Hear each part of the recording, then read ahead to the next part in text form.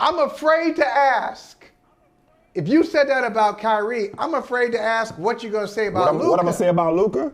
I mean, Luka was a first-team All-NBA guy. He was the guy pretty much averaging triple-double. Luka, I'm going to come at you. No, I'm going to keep it simple for Luka. I'm going to come at you. Okay. I'm going to come at you. All right, bring it on. We started this postseason. We started with this postseason with you and that cackle and making jokes about he can't beat the Clippers. Oh, he can't beat the Clippers. Remember that? And I told you then, don't disrespect Luka. Right. Don't disrespect Luka. Luka got everything you want. He just ain't got the hard way yet. He ain't got the hard way yet. He ain't got the MVP yet. He ain't got the championship yet. He may get the Finals MVP. We'll see. Which I know you believe is more prestigious than league MVP. Anyway. I love it. I love it. It's your great. Brand. It's the ultimate. So yeah.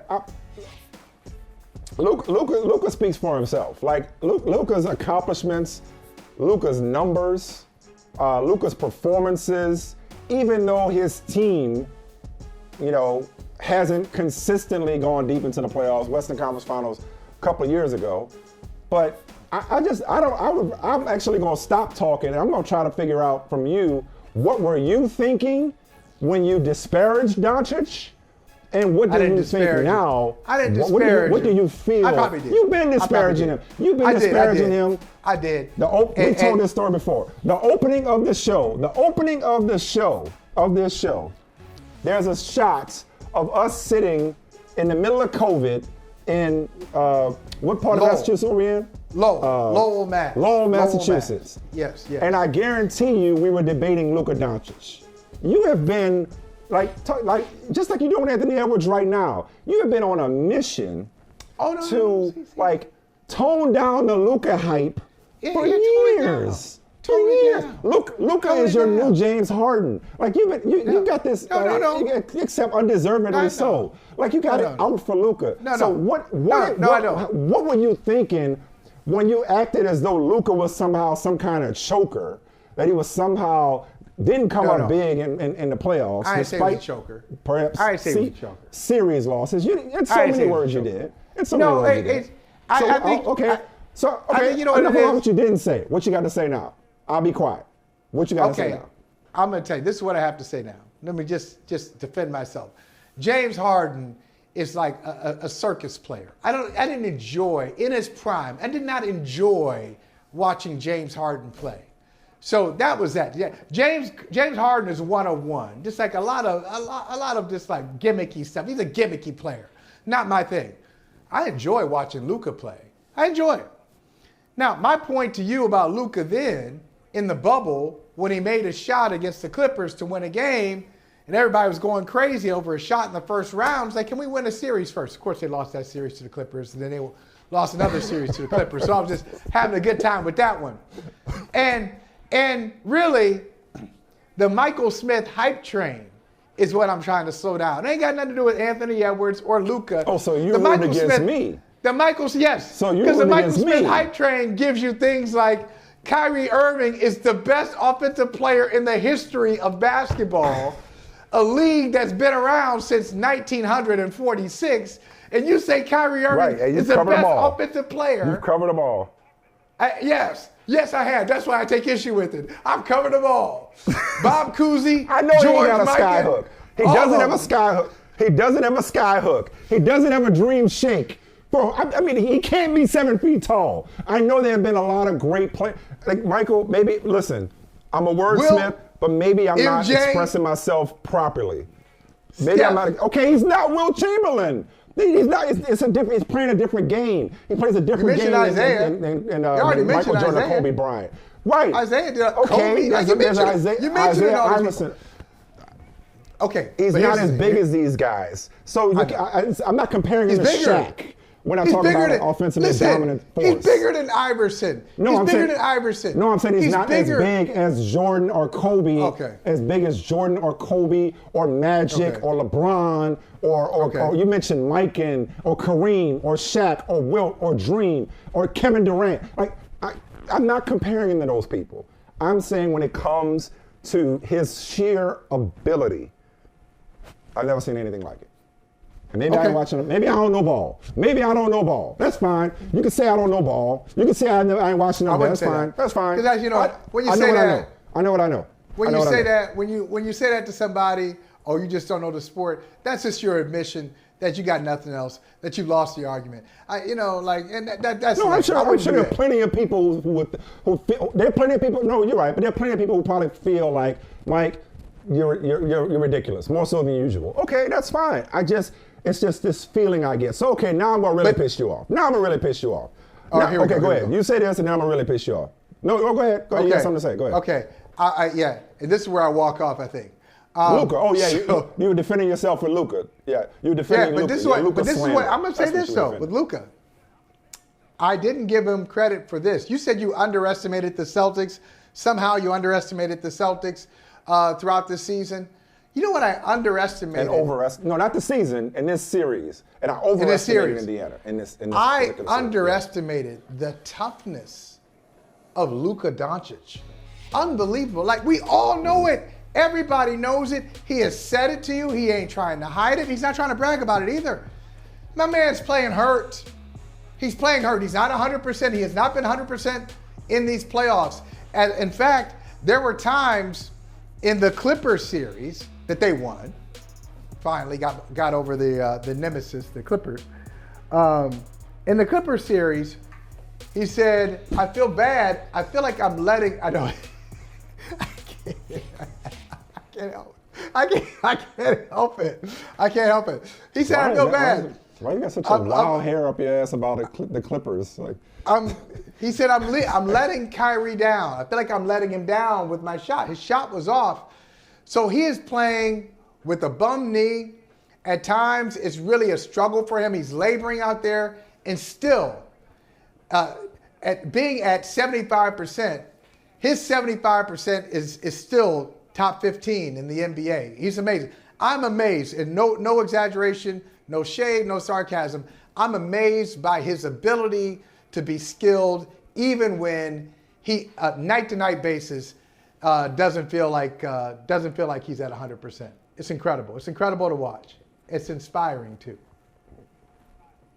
Straight up. It was incredible to watch you. By the way, great shout out in these playoffs. Shout out Maxwell. I like that. Shout out Maxwell. I told you I was proud of a few. You've been listening to that. Items. I was proud of a few. You've been listening to that. I was proud of a few. Dude, it's almost been 30 years. We're coming up on 30 years since Urban Hang Suite. Okay. So go ahead. So here we go. So going back to this joy. Going back to this joy that I feel watching Kyrie Irving in particular. So Stan Van Gundy said during the game, he said that they were the most talented backcourt. Kyrie Irving, Luka Doncic, most talented backcourt in NBA history. Great fodder. Great low-hanging fruit. Just an alley-oop. Just a Luka Doncic to Derek Lively alley-oop for all of us talking heads. Most talented backcourt in NBA history. And we can unpack that. We can discuss that. We can debate that if you like. We can. Okay. I'm just going to tell you what I feel and what I thought to myself as I watched these two maestros, these two savants, these two artists at work throughout this series. I feel like I'm listening to Miles and Train. I feel like I'm listening to two of the most brilliant performers. Dude, no, you laughing. That's a spot on analogy. Like, I'm hurt. I'm aghast. I'm appalled. Are so in concert. Are you incensed? It incenses me. They're so in concert right now. To watch them play off each other. And then when they go into solo mode, it's just elevating each other. Like, I feel like I'm just in awe. Like, when I listen to Miles and Train, I'm just like, wow.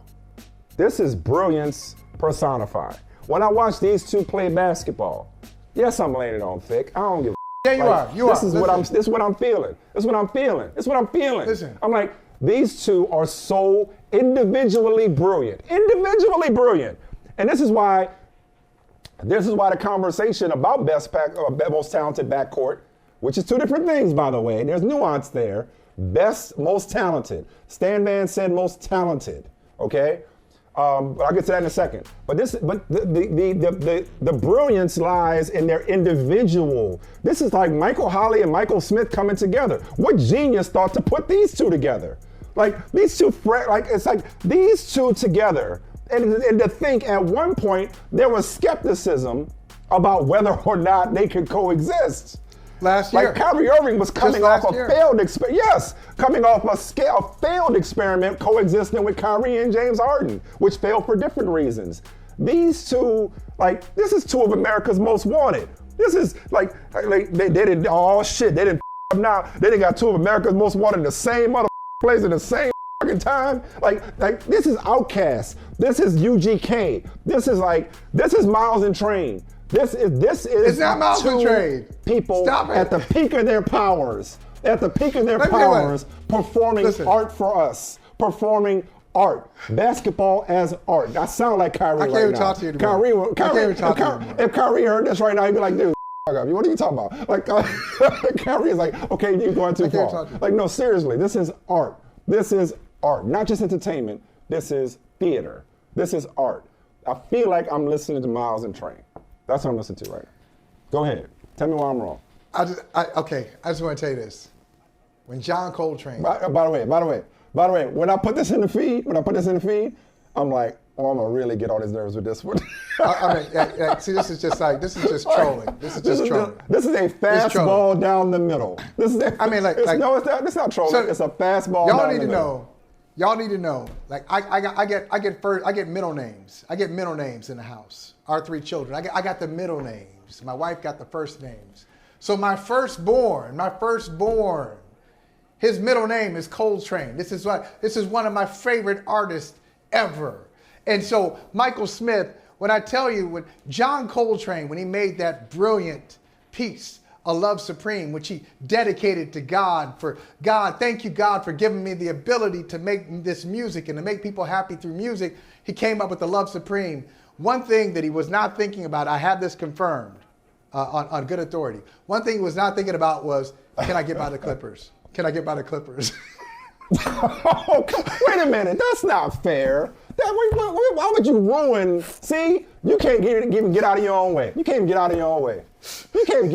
I thought you. John Coltrane won championships. Come on, Miles Davis won championships. So that's your problem. Wait, that's your issue? It's not. I'm not doing that. So your issue is they're not accomplished enough? I'm not ring counting.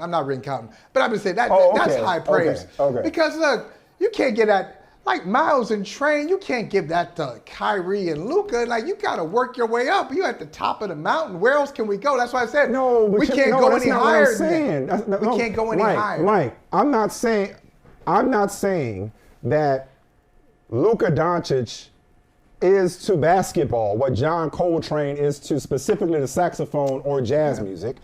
Or that Kyrie Irving, even though I said he's the best offensive player I've ever seen, like, I'm not saying he is to basketball what Miles Davis is to American popular music, jazz, and the trumpet. I'm not saying they're the best without having won together first and foremost, but Luka hasn't won anything. Kyrie's going for ring number 2. I'm not saying they're the best players ever. I'm not saying they're the two best players ever. You could argue that John Coltrane and Miles Davis are the two greatest jazz musicians of all time, okay? I'm not saying that these are the two greatest players of all time that have joined forces. What I'm saying is that they make such beautiful music on their own and together. And I appreciate watching their creativity on display so much until I'm in awe and I feel like I'm listening to, I'm watching artists paint or play masterpieces in real time together. Like, oh, your turn. Oh, my turn. You know, it feels like they're just taking turns performing solos. That's what it feels like when I watch these two play together. That's why they're so dynamic. That's why the conversation about whether or not they're the most talented backcourt in NBA history is a legitimate one, despite them having never won together, because you will not often find two players who are both that good and both that similar insofar as they both can create for themselves and others. They're both closers. Fair. They're Fair both point. alphas. Typically, one person has to take a back seat to the other one. Typically, best backcourt is top two. Michael Jordan and X, Magic Johnson and X, Kobe Bryant and X, okay? But if you want to go, Earl the Pearl and Walt Frazier, you want to go old school, you want to go back that far, okay? You want to go Cousy and Jones, okay? You want to go that far back, okay? I ain't old enough to have watched them, but I'm just paying homage to the people who have come before. So to remove all recency bias.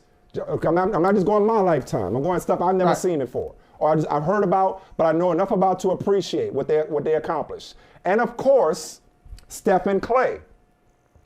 Okay, you have to talk about the Splash Brothers, but the Splash Brothers, one guy, they were different.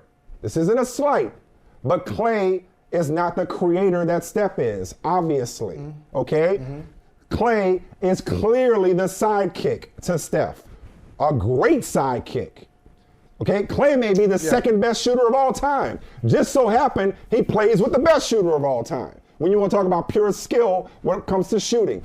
Sorry, Ray Allen, Clay might be right there behind Steph.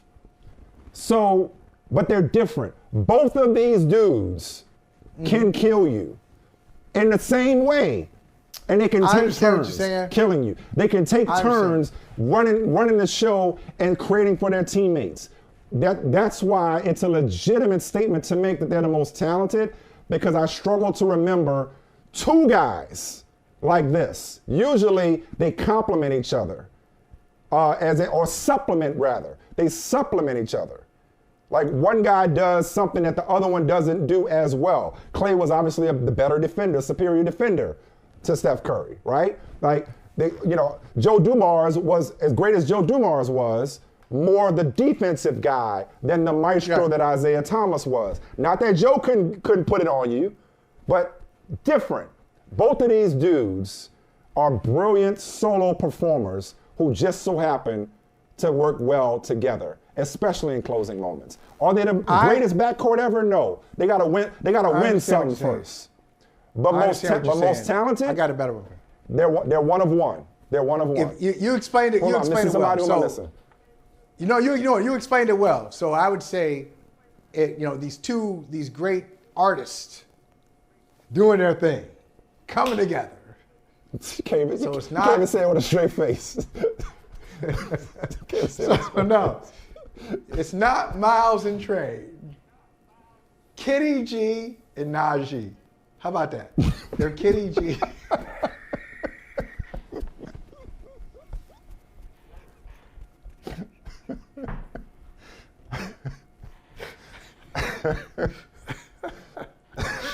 That's it. Saying it's elevator music, dog? They say they play elevator music? Kitty. Hey, man. Kitty G, Songbird. Don't hate on Kitty G. Some good stuff, man. Come on. Nah, that's fine. That's fine. Hey, man. Well, that's fine. Hey, man. Giving it to you straight, no chaser. What can I tell you? Giving it to you straight, no chaser. I like it. There it is. Listen, I fired him. I'm getting caught up. It's all good. I'm sorry. And Kyrie has been this dude. I don't know. Maybe I'm just in an appreciative state of mind right now. I'm just appreciating things more in this stage of my life more than ever. And I'm just enjoying watching both of them, but specifically Kyrie. Specifically him, because he has been carrying. I mean, he's responded to this challenge too. Now, I think he's still got an ego. Yeah. And I think he heard when Anthony Edwards is like, that's my matchup. Oh, he definitely did. Let's see. Yeah, he definitely did. Let's see how I do. Let's see how I do versus Kyrie. Okay. All right. For the record. Since you done called me out. Who's your best backcourt? And listen, you ain't got to distinguish between best and talented. You ain't got to split hairs. Who's your best backcourt in NBA history? While we're on the subject. NBA history. Yeah, that's a tough one. Let me think about that one. While we're on the subject, yeah, let me think about that. A lot of good ones. That's tough. Yeah, a lot of good You ones. can just go Mike. You can go Mike and Ron Harper, or No, Kobe. it ain't Mike and Ron. Like when in doubt, just pick Mike, Kobe, or Magic. No. Hey, no. Mike and me. No. Kobe and you. Stop. It is not Magic Mike and Ron Harper. Did I mention? Wait. In all seriousness, did I mention Magic and Michael Cooper? I don't know if I mentioned Magic and Coop. I might have omitted them in terms of like just shout outs. But you should have mentioned. How about Magic? No, Magic and Byron Scott is more like it. Briefly, it was Magic and Norm Nixon. It was like even before we got to Byron. Stephen Clay, you already mentioned. Mention the Pistons. The Pistons, you got two Hall of Famers there. And by the way, if I'm not mistaken, I think Joe Dumars, I think he has a Finals MVP. I think he has a Finals MVP on his ledger. So Joe, so two Hall of Fame guys, Dumars and Thomas. That's tough. But yeah, Kyrie and Luka is in the conversation. It's not it's not definitively the best, but it's in the conversation. Especially with skills. I think that's where you do have to split hairs. You do have to split hairs though. Because you can't say they're the best because they haven't won together. Luka hasn't won anything in terms of a championship. They haven't won together. So that's where I think the distinction between best and the word choice is important. Words matter. Best versus most talented. I think you can have a conversation about their talent and their skill level as a duo, but you can't have the conversation about best because you got people that's got literally handfuls of rings together. And I think that last year... Ginobili and Parker? Very good one. Very good one, but I wouldn't say... Can't overlook them, yeah? Nah. They won a lot. No. They won a lot. Yeah, they won a lot, but no. But I was going to say... A lot. I think the last year Kyrie was on the Cavs. That last year. They didn't win the championship that last year. But he was the leading scorer. I think he was either the leading scorer or very close to it. LeBron was their leading assist guy. Does that count? Were you going to put is Kyrie LeBron, or because LeBron is all over the place, he doesn't really have a position. Do you want to say LeBron and Kyrie is a backcourt, or that's no? Tough. Not quite. That's tough. No, Not really. I mean, because it's funny you say that because traditionally speaking, would you classify Luka as a guard? No, traditionally speaking, like if you wouldn't say he's a guard, in terms of his makeup, in terms of his build, like he's probably more point forward because even with Jordan, be like Bird. Yeah, bulky, great. Yeah, passer. that's exactly. He's more of a Larry Bird or LeBron, positionless, right? Yeah. He's a Luka. Or even with Jordan. So technically, when it was playing, what's the song that he used to play at Chicago Stadium? What was the name of that song again? Right. With the Alan Parsons Project during the whole intro? Okay. So technically, at guard, Ron Harper, B.J. Armstrong, but Scottie Pippen. It's probably more of a Jordan and Pippen. Damn right if you're playing NBA Jam, it's Jordan and Pippen. Yeah. Now you kind of get into duo. You kind of get into duos more at that point. Like when you start to, there's some liberties and some license that we're taking here. Top duos. Now you're talking about duos. When you start to go over position, when you start to stay positionless, because now you're talking about it's more of an argument. Now you're talking about Wade and LeBron. You're talking about a lot of other people. You're talking about a lot of other tandems at play when you start to take out the position aspect. But even backcourt, I think there's a liberty I just point out, and we're playing a little loose with the position rules. We're talking about backcourt, quote unquote. Let me just point out a friend of mine who's prone to hyperbole. Now, you may want to borrow this. This is from a few years ago. Friend of mine said, "You gotta use my words against me." He may have said, you remember what you want to remember. Remember what you want to remember. Friend of mine said, James Harden and Kyrie, we ain't seen nothing like it before. I just want to point out, a friend of mine watching Brooklyn, off. I didn't Okay. say that. I didn't say that. I didn't say that. I did not say we ain't you seen were nothing all like it. in. No, You loved we that. ain't seen it. Oh, you were in on We barely Brooklyn. saw it. We ain't seen it. Oh, I definitely you was in were on Brooklyn. Oh, in. no, I was in on Brooklyn. I was in on Brooklyn. You were in. But I was in on Brooklyn more than they were. They barely played together. I know I ain't You went say to- it because they barely played together. No, because They had a cup of coffee. Because you were hanging They out. didn't even finish the cup of coffee. They didn't even You were finish the cup of hanging out. coffee. See, that's when you got the analogy from the first time. You were hanging Why out you at the bringing Blue Why you Note. bring the bullshit? Blue Note, Jazz Why you at bringing Lincoln bullshit? Center. You were all about it. You were all about Kyrie and James Harden. The NBA has no answer for it. It's the greatest offensive collection ever. Kyrie and Durant and Harden. Oh, what you gonna do? This is great. And now you're on Miles and Train. Hey, do me a favor. Keep Train's name out your mouth. Keep Train's name out your damn mouth. Okay, never again. Never again. I knew that was gonna get under your skin. I was not surprised that you scoffed at that comparison. All right. So we'll see. Look, we'll see if that series goes any farther. Hey, thank you for watching Brother from Another. If you haven't hit that subscribe button, go ahead and do that now. Don't forget, you can catch us 3 to 4 weekdays on PeacockTV.com and on Sirius XM Channel 85.